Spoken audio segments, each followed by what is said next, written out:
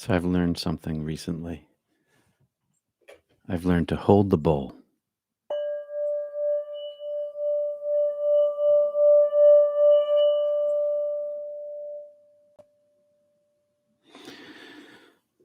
It only took me 3 years of using that bowl to figure that out. Today, I have for you a little poem, little story from The Way of Chuang Tzu by Thomas Merton, the famous American monk, but he's not nearly as famous as Chuang Tzu. Chuang Tzu, 4th century philosopher, intellect of China, a follower of Lao Tzu. Lao Tzu, the famous uh, Tao Te Ching author.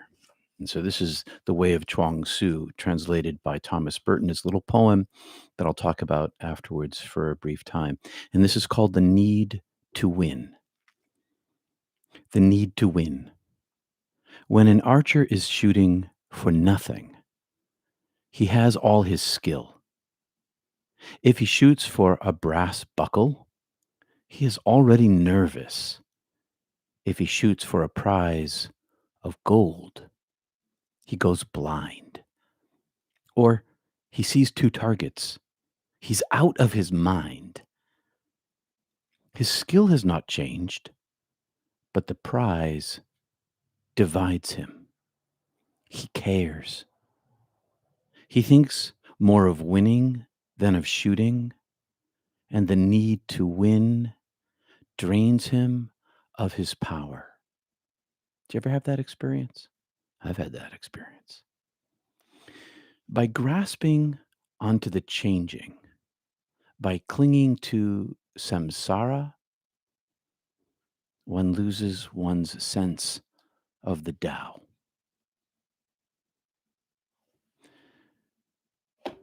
So, 4 centuries before Jesus' birth, Zhuang Zhou was saying the same thing we say to you. Mystics have said for centuries. Caring about your destination toward heaven it's part of the journey, but actually caring about getting there gets in your way. The archer needed to be in his archery, be in his skill, not project out what might be or what could be or what he wanted or what he desired. If he were practicing his archery in his skill, he would win the brass buckle, he'd win the gold. But instead, he sets his mind on the material gain and loses his sense of self. A practice of meditation, a practice of selflessness is the way, the Tao. It's being in the now. And when we practice being in the now, we release our grip and our grasp of the desired object. And then we gain the object. If the archer had a single focused mind, he would win those prizes. But because he is divided, he loses. I hope that helps illuminate your practice this morning. I want to say hi to Russell and Wendy and Karen and Arte. I'm not sure I'm pronouncing that right. Arte, Arte, and Thas and Diana. For those of you who came to the workshop yesterday, thanks for coming. I hope it was profitable for you in terms of your spiritual life. Today, I'd like to continue a little bit on what we did yesterday with a little bit of the Kriya form. I'm going to ask you to begin your centering practice this morning in your third eye, and then ride it across your crown. We've done this before, and down to your coccyx, right down your spine. And as you go down your spine, use your mind to feel your backbone. Feel your spine, feel your muscles, and go back up again. And we'll do that after we begin with 3 ohms. Remember the chest vibration, throat, and then third eye with the driving the right into the third eye. And so we'll do this a slow breath in, and then we'll om together 3 times. Oh, out breath, om, in breath, out breath, om, in breath, out breath, om, and then begin to ride your mind and your breath down your spine, and keep it up as long as you can, and drop into your regular practice if you need to. All right, my friends, here we go. You're in your privacy of your own home. Nobody's going to hear you. So, feet on the floor. If you're in a chair, take off my glasses because I don't need them to have my eyes shut. Here we go.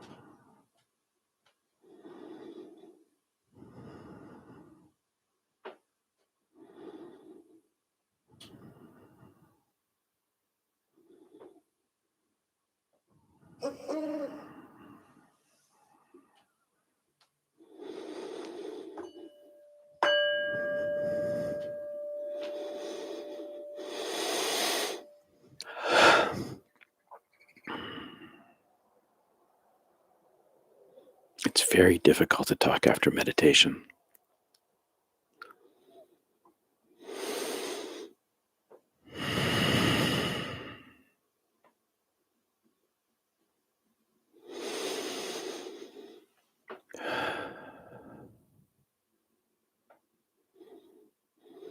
If you have any comments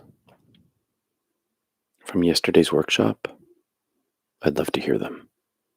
Critiques are great. That's how I learn. Thanks for joining me here this morning.